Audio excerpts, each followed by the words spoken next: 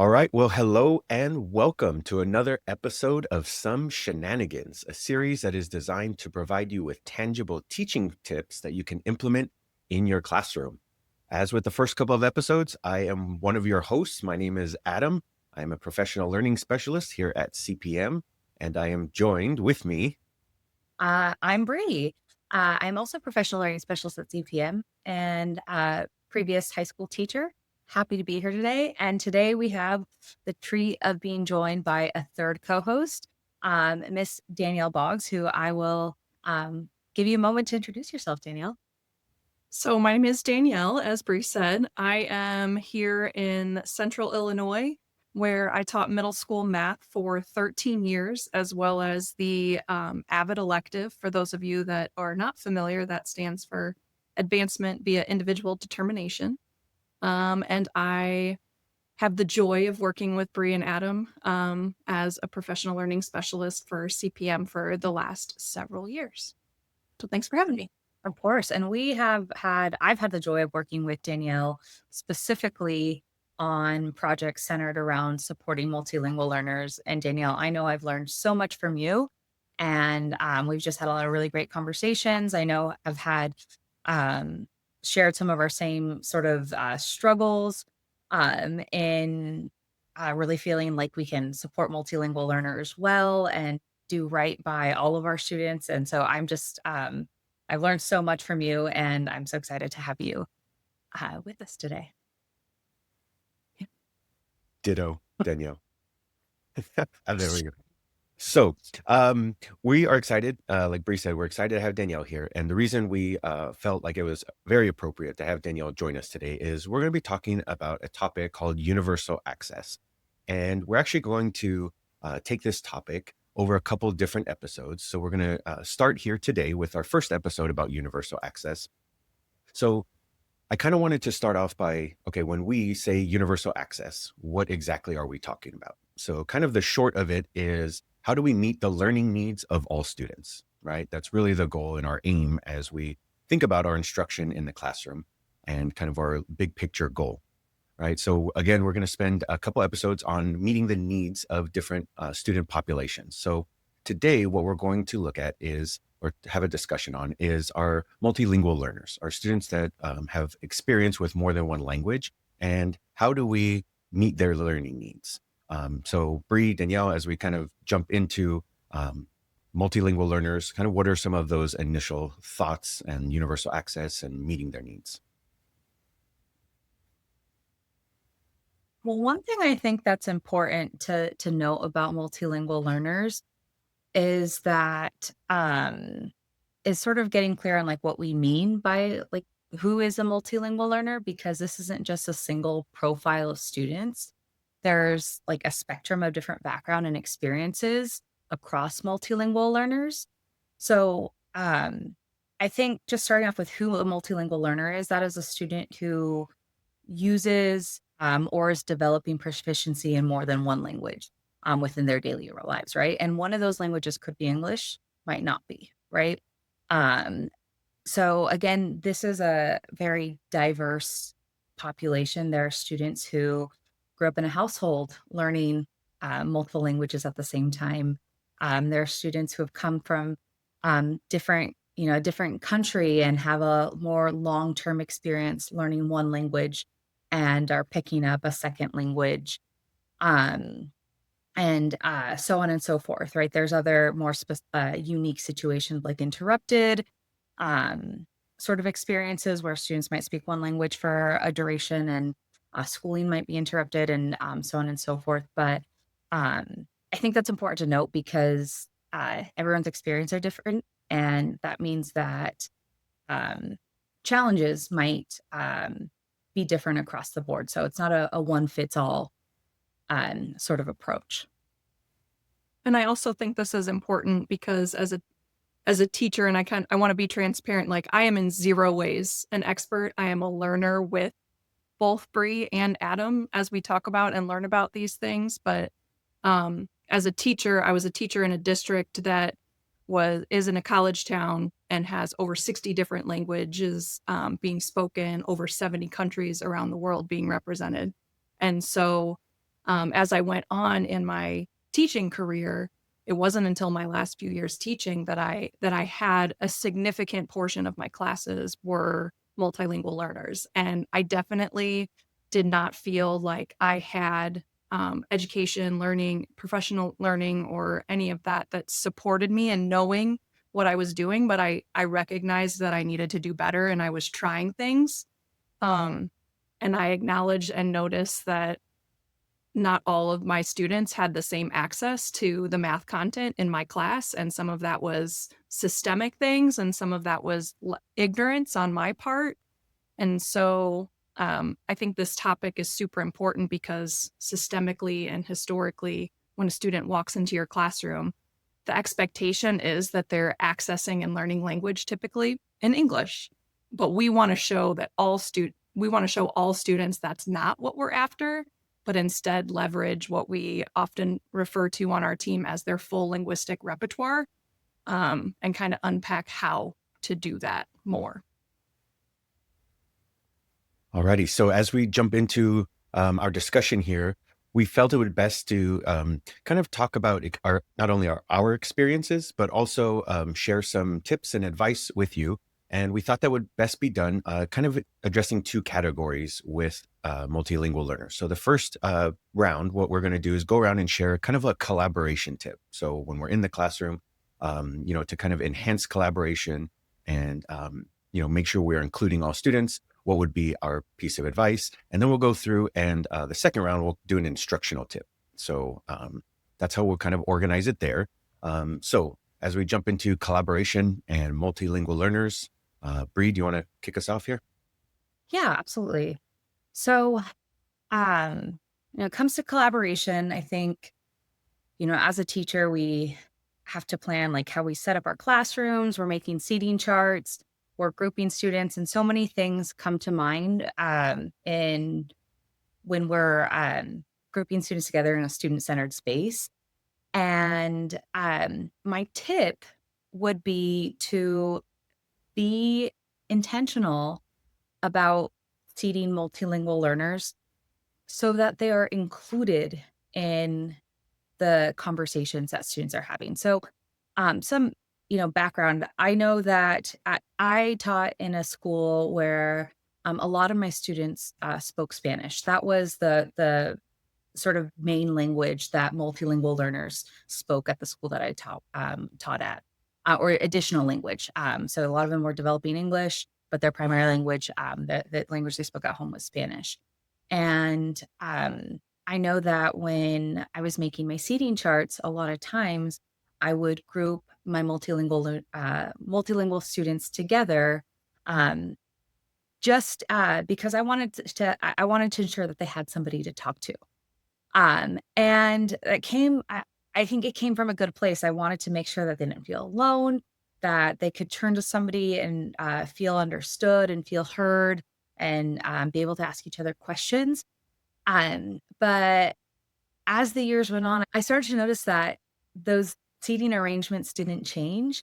And I kept seating my multilingual students next to the same students. So while all of my other students got to hear from the rest of the class, their interactions were limited. And so one thing that is clear to me is that like students learn language by using it.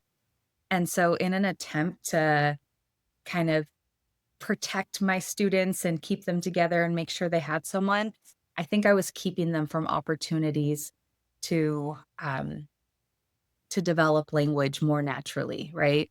Um, the truth is that they did have some, um, they were able to speak some English, and they could contribute. And also, you don't have to contribute solely by speaking, right? There are multiple ways to contribute. You can have students on VNPSs, they could use diagrams, gesturing, sentence frames. There's all different ways. So my tip would be to include multilingual students in the conversation, like primarily by grouping them. So I know that was a lot. I was definitely guilty of doing that as well. And I feel like if I knew then what I know now about visibly random teams, from building thinking classrooms. I wish I would have done more of that for the reason that you said, because it kind of connects to my tip of like, to establish relationships and trust. And you need to maybe do that more intentionally and explicitly with your multilingual learners. So like my collaborative learning tip is, whether it be the beginning of the year or when you start a new chapter, or you had a long break and you want to come back and do a reset. But my tip is to establish and maybe reestablish within your classroom norms or your learning agreements, or if you do a class contract, that language should be a part of it. And one of the ways in which I think that it could be a part of it is taking the time to co-develop with your students what languaging in general might look like. Because I feel like so much of the time it's put on the multilingual learner to do the work and to advocate for themselves and to share what they need, when it really should be on the class as a whole, communicating with one another about their needs. So taking the time to co-develop what languaging might look like could be like a Y chart of what it looks like, sounds like, feels like in the classroom, and being very explicit that it doesn't have to be just English, and be vulnerable with your learners and transparent with them about your experiences and feelings, and trying to make connections across languages, like you said, Bri, with sentence frames and multilingual sentence frames, or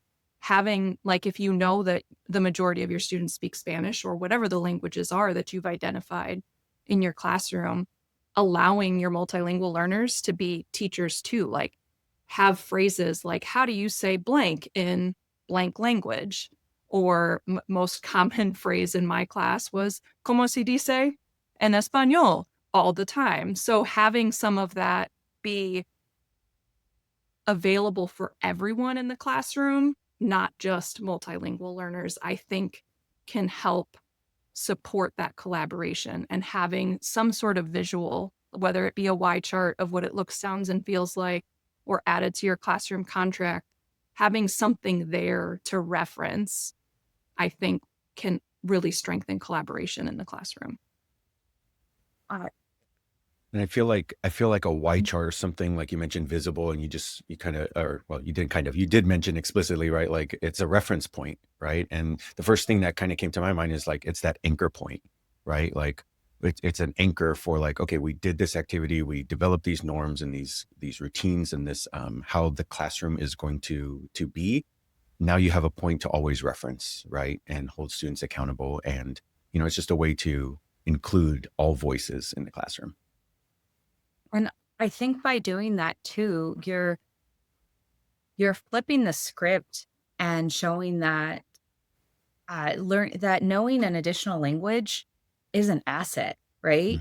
And not just knowing more than one language, but having multiple languages in our classroom is an asset, and we can all learn from one another, right? We're all students in this world, right? We all have so much to learn and so many experiences that we can share with one another and learn about from one another. So I love that idea of just I think it develops a culture where no, we're lucky because we get, we have a variety of languages in this classroom versus, I know many times, I imagine many times in my classroom looking back how much my multilingual learners might have felt othered, right? Because they speak another language. So I love this reframing. So as we kind of round out the collaboration advice for multilingual learners, both of you kind of touched on what mine was. And my biggest point of collaboration is that as teachers, as educators in the classroom, we should allow students to share out and demonstrate their mathematical proficiency in any language that they feel most comfortable with, right? And so whether that's verbal and maybe using a translation app, which, there's so many different options now, right? Even outside of like a Google Translate, there's technology is increasing so much. A lot of times you can do they have like live translations, right? As students are having conversations. But I think it's important to remember, and this is kind of what tripped me up, early on looking back, right? Is as math educators, it's my belief, I'll just say it's mine, that we should grade students based on what they know mathematically. It's not an English class, right? We're not grading on how well they can explain their answers specifically in English. And so that was kind of a big aha for me. And, what that could look like in your classroom is, like I said, there's Google Translate. Even on assessments, I would have students, hey, if you want to write in the language that you feel most comfortable with, then I will take it as my responsibility to do that translation, whether it was Mandarin characters or Spanish, things like that. But at the end of the day, it comes down to, right, do students understand the math, and do they have a way to communicate their understanding, whatever that might be in the classroom? One thing I want to add on to that before we move on is I feel like in order to do any of what we just said, you have to actually know and ask your students about their preferences and not just assume. Because, you get your class list and you get whatever information from the school information system. But I think it's really important to survey students and their families and open the lines of communication to figure out what are their language assets, their language preferences, is there cultural information that would inform their experience in the classroom, and using that information so that, like you said earlier, Bri, like you're calling on their assets, not seeing it as a space in which you would be othered. Absolutely. And I feel like my my collaboration advice, right, about letting students demonstrate their proficiency, I feel like that really can only be strengthened, and you might not be able to do without an activity like Danielle was describing, right, which is coming up with those norms and the classroom procedures. And so, because I have noticed that when students whose main language is not English, and they've tried to converse with others, and you provide some sort of tool or assistance to try and help them, right? I was fully intending to allow, increase that student, increase their conversation and how that went with their peers. It can kind of make them feel, I guess, singled out. That's what it felt like, right? Like, oh, look at Mr. Varnes has to give me this tool because I can't communicate. Rather than if we had established those norms, like, hey, this is our classroom. This is the respect level we're going to have. This is the openness we're going to have in the classroom. So I feel like that needs to happen first to establish those kind of ground rules, those expectations, in order to implement a lot of these collaboration tips. And Tatiana Klein was on a Rounding Up podcast with Math Learning Center that talked about translanguaging, and she talked about how, like, when you first do it, students might feel like, oh, this is weird, because it's not been their experience in the classroom, and you have to keep sticking with it so that it becomes a norm in that space. And I think that's really important, like you said, Adam. I feel like this conversation is just reminding me of, I think, just one of the foundational ideas of universal access, which is, what is good for some students is good for all, right? And when you plan, I think folks say, like, at the margins, right? For the students at the margins, you are more likely to support just your overall student population. So with that, do we want to move on to planning and our instructional tips? Yeah, let's do it. All right. I guess I'll segue into my first tip here.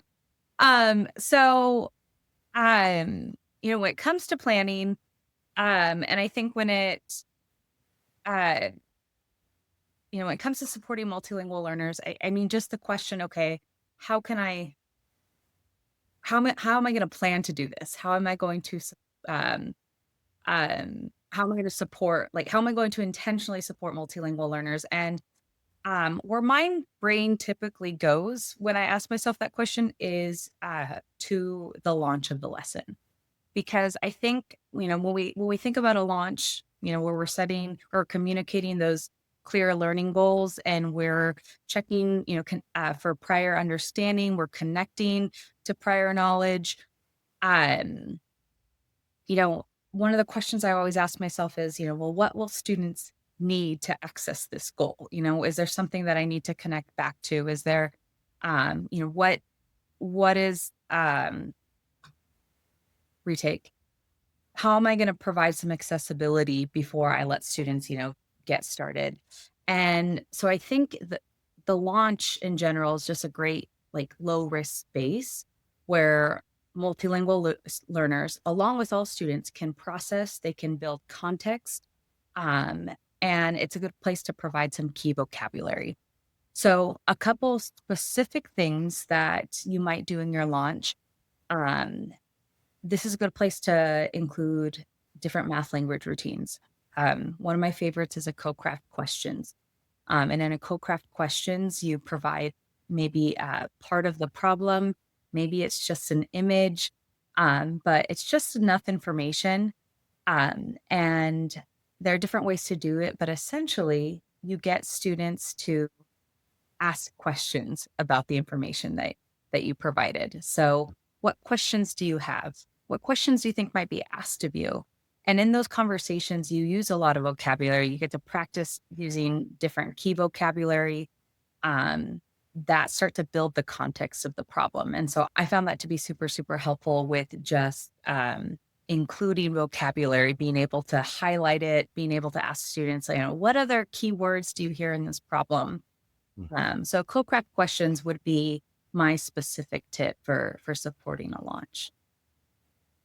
And I don't want to leave out the fact that if you are not familiar with mathematical language routines, if you just Google mathematical language routines and Stanford, you will get an extensive amount of information and examples. Because, yeah, my tip was going to be around the math language routines as well. But my favorite is the 3-read protocol. And for that one, I think it ties into your vocabulary as well, in that the first read, I would read it, and students are just thinking about, what is the context? What is this problem even about? And that's where you can address, like, do you even understand what this context is? Is it culturally relevant? And then in that second read, reading it again and thinking about and identifying mathematical, academic, important, and unknown vocabulary, so that maybe at that time, if you may have this list, you can start to make multilingual connections, like, oh, this is what they said in what we just read. Does anybody have another way to say that? And in the third read, reading it for the last time, thinking about, okay, whether it's how might I get started, or you can kind of in the third read switch it up in a few different ways, but that might be how you accomplish the third read. But just that the 3 reads is 3 different intentional reads to really increase access for all learners, especially multilingual learners. Absolutely. I remember doing a 3-read with, I taught our Core Connection series integrated 2, and there's a problem in there about a deck of cards. And I've been playing cards my whole life. I assume every person that walks into my classroom has played with a deck of cards. And I remember doing a 3-read for that lesson. And I was taken aback by how many students didn't know what a deck of cards was and what it included and how many cards are in there and what the J, Q, and key. I can do this. A king, not the king, the K. King starts with K. I promise I knew that. But just all that context, which if I had just jumped into the problem and didn't do a strategy like the 3-read, then students would have gotten stuck on, well, I can't even do the problem because I don't understand the full context. And then, right. So doing an activity like the 3-read allows you to kind of identify those, right. And kind of set the stage for when you do second read and third read as they start to, delve deeper into what the math is asking them to do. Yeah, one of the situations that I've done, one of the problems I've done multiple times is a problem about an odometer and trying to find which car based on this table is reasonable at a reasonable price, and having the conversation about what reasonable means and pulling in the context of, like, well, to some students, reasonable is like, I can afford it. To others, it's like, is it reasonable because it, fits in this pattern of the data, or reasonable because it has everything I need, or reasonable because it has all the extras I want. So just really being able to unpack, like you're saying, the context of the problem so that you can get to the math. Absolutely. Well, Bri and Danielle, you had very specific instructional tips for teachers. When I thought about kind of instructional advice that I would give to teachers to support multilingual learners, it was more of like a broad picture view. So I think it encompasses what both of you were talking about, but kind of my biggest piece of advice is, as you are planning the lessons, it's, you really need to consider what language roadblocks are there during the lesson. Bree talked about vocabulary. What vocabulary are students going to need to know?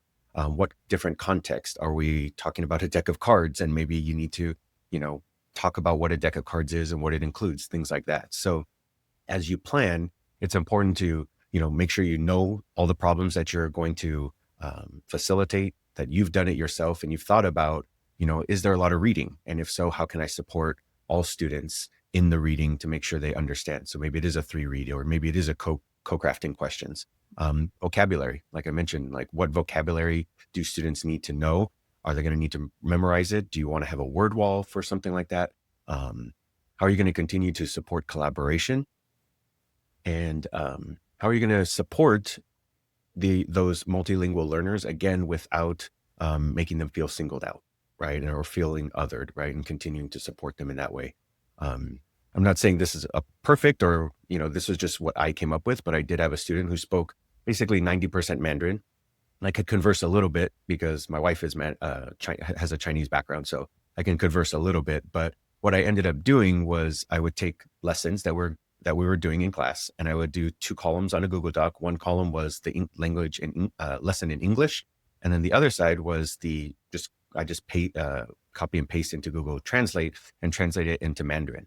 And so I never graded this student on being able to speak English or show proficiency in English, but I did want to help support that English language development. And so I felt by putting it side by side, she could follow along in her language, but then kind of make those connections between what it's saying and, what she's reading in Mandarin and what we are reading in English. So just kind of, again, trying to provide support. So as you think about your lesson, look at those language roadblocks and what are some things that you could kind of pre-address and pre-plan for, so they don't become stumbling blocks during the lesson. And one thing I've read a lot about in a lot of the articles that I get in my email is all around AI. And I think that it would be important to think about how you could use AI. And one of the things that has been suggested that I think is useful, at least as a starting point with regards to supporting vocabulary, like you said, is like put in your problem and say, pull out the important and mathematical or academic vocabulary and translate it, and make a table that translates it into English, Spanish, Arabic, Mandarin. And so you have that pre-generated to share with students, and maybe they can say, hey, that's not really how you would say that. Great teaching point. But like using the power of AI, I think can be for very good in this case as well. I agree. I think, there's always been some skepticism around other translators out there. And I think that we are in an era where we're going to be able to use a tool like AI to do things that we didn't feel like we were able to do before. And I know, Danielle, you've mentioned something called glossing a text. Can you more that came to mind? Yeah. So there was another one of the things that have got whatever newsletter, I think it was from ASCD, that compiled several things. But it talked about glossing a text, and there are different ways to do it. And for those of you that are not understanding, glossing. But in terms of glossing a text, you might like put it into ChatGPT or whatever your preferred AI is and say, gloss this text so that all academic vocabulary is in parentheses in Spanish, or gloss this text so that it is appropriate for an 8th grade student who is new to the United States and knows no English, or whatever specifics you want to add on to that. But there's all different varieties of glossing it, whether you like it translates the whole thing, it takes out keywords. I've done some different versions of it, and some seem better than others because some kind of oversimplify, and you don't want to simplify the language, you want to amplify the language. So just kind of treading lightly there, but glossing the text is something else that I've seen that is similar to what Adam's side by side kind of description could be as well. Absolutely. Yeah, Adam's description side by side got me thinking of, in some languages like Spanish, it is easier to find cognates, right? A lot of Latin-based languages have a lot of similarities. And so even just providing the space to ask not just multilingual learners, but, throw it out to everyone. What similarities do you see? What cognates do you see? I think that is so helpful for everyone. I know when my mom used to point out those Spanish cognates to me as a kid, I feel like it made me just have a better understanding of general prefixes in the English language, so they can support many different things just by giving students space to talk about those things and identify them. So. Oh. All right. Well, as we kind of wrap up our discussion here, I think it might be just helpful for our audience if we kind of maybe go through and just kind of summarize our collaboration and instructional piece of advice. So I'll go ahead and start. So my collaboration tip for supporting multilingual learners is, think of ways or support ways that students can demonstrate mathematical proficiency in a language that they're most comfortable with. And my instructional piece of advice would be to kind of look, as you lesson plan, look at the problems that are going to be in that lesson. Think about what language roadblocks are going to be in there, and what are some ways that you can kind of support and pre-plan for those. Awesome. And Danielle, go ahead. So my collaborative learning tip was around establishing or reestablishing and co-developing what languaging might look, sound, and feel like, and recommending that be visible, maybe with a Y chart in your room. And then my instructional tip was building off of Bri's with regards to using those mathematical language routines, my favorite being the 3 reads math language routine. And those were my top 2. Awesome. And my collaborative tip was to be intentional with seeding multilingual learners so that they're included in that rich math conversation, and to be able to group them where they can actively contribute. So that means providing multiple ways to contribute, right? Not just our, speaking and writing. And just a reminder that, the goal isn't to reduce their involvement, but it is to increase the number of those meaningful ways that they can contribute. And then my planning or instructional tip was to use the lesson launch to really create a low risk space for multilingual learners, and all students can process, they can build context, and then practice key vocabulary before diving into them. So, all right. Well, we hope that you are walking away with some practical tips and just practical ways to make math more accessible for multilingual learners and for every student in your classroom. So if there's something that we shared today that got you thinking, or maybe you have your own go-to strategy for supporting multilingual learners, we'd love to hear about them. So please do not forget to subscribe. Maybe share this episode with a teacher friend who's also looking for some fresh ideas, and comment your ideas down below. Otherwise, we'd love for you to stay tuned until next time. We're going to be diving into the next part of our mini series that Adam mentioned, which is universal access strategies for students with exceptionalities. So you're not going to want to miss that. Can I add on one more thing? Oh, please. So if you're also looking for more information, I highly, highly recommend, Bri and I think both follow him on social media, Dr. Jose Medina. He is very relatable, and very like it's just transparent and clear and gives you some good takeaways.